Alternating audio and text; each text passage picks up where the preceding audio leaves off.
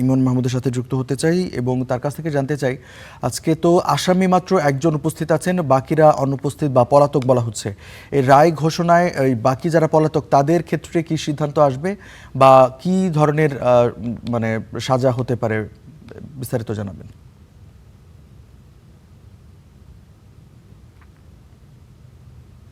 রঞ্জু, কি সাজা হবে সেটি আসলে শুধুমাত্র ট্রাইব্যুনালের বিচারকদেরই এখতিয়ার এবং সেটি কিছুক্ষণ পরেই ঘোষণা হবে, অর্থাৎ 11:30টার দিকে ঘোষণা হবে বলে আমরা জানতে পেরেছি এবং সেটি বিটিভিতে সরাসরি সম্প্রচার করার কথা রয়েছে। এবং যারা আসামি থাকে, যে সমস্ত আসামি পলাতক থাকে তাদের ক্ষেত্রেও আইনে বেশ কিছু বিধি রয়েছে। যেমন প্রথমত যাদের বিরুদ্ধে অভিযোগ আনা হয় তাদের বিরুদ্ধে ট্রাইব্যুনাল থেকে গ্রেপ্তারি পরোয়ানা জারি করা হয়। গ্রেপ্তারি পরোয়ানা জারি করার পরে তাদের গ্রেপ্তার করা হয়েছে কিনা বা গ্রেপ্তার করা সম্ভব যদি না হয়ে থাকে সেক্ষেত্রে পুলিশের পক্ষ থেকে একটি প্রতিবেদন জমা দেওয়া হয়।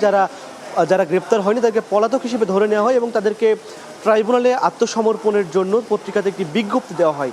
পত্রিকার বিজ্ঞপ্তি দেওয়ার পরেও যদি তারা ট্রাইব্যুনালে আত্মসমর্পণ না করেন, এরপরে তাদের বিরুদ্ধে রাষ্ট্রীয় খরচে আইনজীবী নিয়োগ দেওয়া হয় এবং রাষ্ট্রীয় খরচে যে আইনজীবী নিয়োগ দেওয়া হয় তাদেরকে স্টেট ডিফেন্স বলা হয় এবং তারাই মূলত পলাতক আসামিদের পক্ষে মামলা লড়ে থাকেন। যেমনটি হয়েছিল এর আগে শেখ হাসিনা সহ 3 জনের বিরুদ্ধে যে মামলাটি হয়েছিল, সেখানে শেখ হাসিনা এবং সাবেক স্বরাষ্ট্রমন্ত্রী আসাদুজ্জামান খান কামাল পলাতক থাকার পরেও তাদের পক্ষে রাষ্ট্রনিযুক্ত আইনজীবী নিয়োগ করা হয়েছিল এবং তিনি সেই মামলাটি লড়েছিলেন এবং সেই মামলাতে শেখ হাসিনা এবং স্বরাষ্ট্রমন্ত্রী আসাদুজ্জামান খান কামালের মৃত্যুদণ্ডের রায় হয়েছিল। এই মামলাতেও যে 4 জন পলাতক আসামি রয়েছেন, ডিএমপির সাবেক কমিশনার হাবিবুর রহমান এবং খিলগাঁও জোনের সাবেক এডিসি রাশিদুল ইসলাম, রামপুরা থানার সাবেক ওসি মশিউর রহমান খান এবং রামপুরা থানার সাবেক এসআই তারিকুল ইসলাম ভূঁইয়া, এই 4 জন আসামি পলাতক রয়েছেন এবং আরেকজন আসামি সাবেক এএসআই চঞ্চল চন্দ্র সরকার, তিনি একমাত্র গ্রেপ্তার আসামি এই মামলার।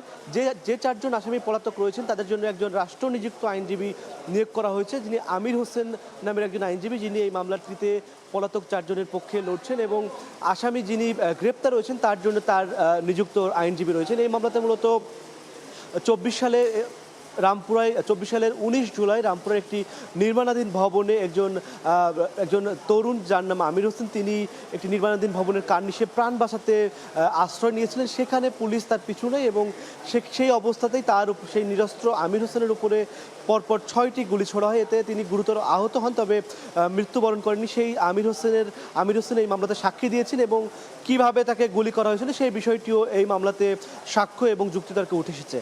কিছুক্ষণ পরে এই মামলার রায় ঘোষণার কার্যক্রম শুরু হবে।